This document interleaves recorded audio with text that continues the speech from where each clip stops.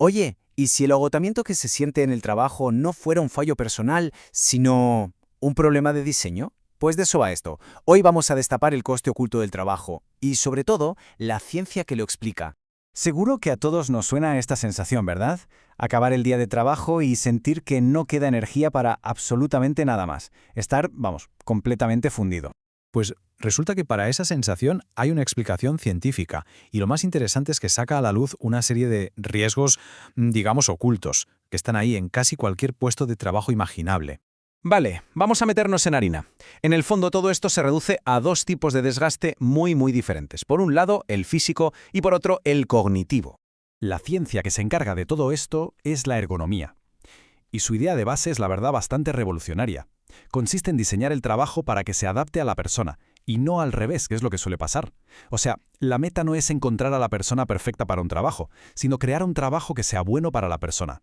Y aquí es donde la cosa se pone de verdad interesante. A ver, tenemos la ergonomía física, que es la que se ve, ¿no? El cuerpo, los músculos, la postura, si se levanta peso, es el esfuerzo que podemos tocar. Pero luego está la ergonomía cognitiva, que se ocupa de lo invisible, la carga mental, la concentración, tener que tomar decisiones, todo ese curro que pasa dentro del cerebro y que, ojo, puede ser igual de agotador o incluso más. Bueno, toda esta teoría está muy bien, pero ¿cómo se aplica en el mundo real? Pues para verlo nos vamos a colar en un laboratorio, uno muy especial, el almacén de una universidad. Nos vamos hasta Cuba, concretamente al Departamento de Logística de la Universidad de Matanzas. Allí un equipo de investigadores se hizo una pregunta clave. ¿Se puede medir de forma objetiva ese desgaste oculto del que hablamos? Y para responderla, se fijaron en dos grupos de trabajadores que eran como la noche y el día. Por un lado, los ayudantes de almacén, puro esfuerzo físico, mover cajas, cargar, descargar, sin parar. Y por otro, los técnicos de oficina, todo lo contrario, planificación, gestión de inventario, horas delante del ordenador. Dos trabajos, dos tipos de desgaste muy distintos. Claro, la pregunta del millón es, ¿y cómo se mide la sobrecarga? Sobre todo la mental, que no se ve. Pues bien, el objetivo era precisamente ese, hacer visible lo invisible. Para lograrlo, los investigadores siguieron un plan muy metódico, en tres fases. Primero, analizaron el puesto de trabajo. Segundo, seleccionaron a los trabajadores. Y tercero, y esta es la clave de todo, diagnosticaron los riesgos con una serie de pruebas muy específicas. Para medir el esfuerzo físico usaron algo bastante sencillo llamado prueba escalonada. Los trabajadores subían y bajaban de un escalón a ritmos diferentes, mientras se les medía el pulso. Con esos datos podían calcular cuál era su capacidad física de trabajo, o sea, su límite real. Vale, y para la carga mental, ahí las pruebas eran más sutiles. Midieron tres cosas muy concretas antes y después de la jornada laboral. El tiempo de reacción simple, el umbral de discriminación táctil y la percepción de la profundidad. Y esto es súper importante. No les preguntaban cómo se sentían, sino que medían cambios objetivos, reales, en el rendimiento de su cerebro. Y ahora preparémonos para los resultados, porque cuando los datos empezaron a hablar, la historia que contaron fue como poco alarmante. Vamos a empezar por el almacén, por el desgaste físico, el que se ve a simple vista. Fijaos en este número. Los cálculos revelaron que el trabajo en el almacén exigía un gasto de energía diario de más de 17 millones de julios. Para que nos hagamos una idea, es una auténtica barbaridad de energía. Pero el dato anterior no es nada comparado con esto.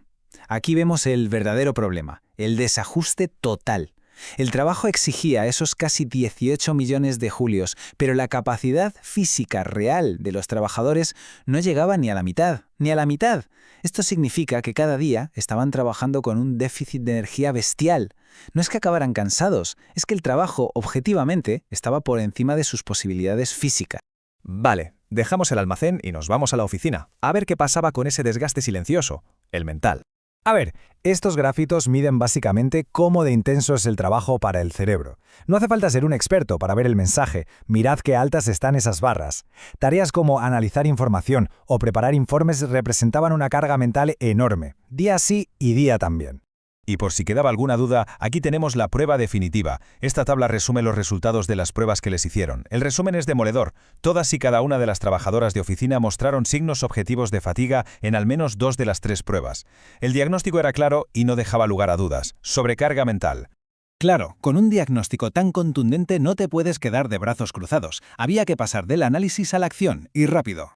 Y las soluciones que propusieron los investigadores eran en realidad de puro sentido común. Cosas como rediseñar los puestos para que se ajusten a la capacidad real de las personas, mejorar los horarios y los descansos, formar a todo el personal en ergonomía y, lo más importante de todo, crear políticas en la empresa que de verdad pongan el bienestar de la gente en primer lugar. Pero lo más potente de este estudio no son solo los resultados, sino lo que significan. Porque esto no va de un almacén en Cuba. Esto es en realidad una hoja de ruta, un manual de instrucciones para crear lugares de trabajo más sanos, más eficientes y sobre todo más humanos. Y eso vale para cualquier empresa en cualquier parte del mundo.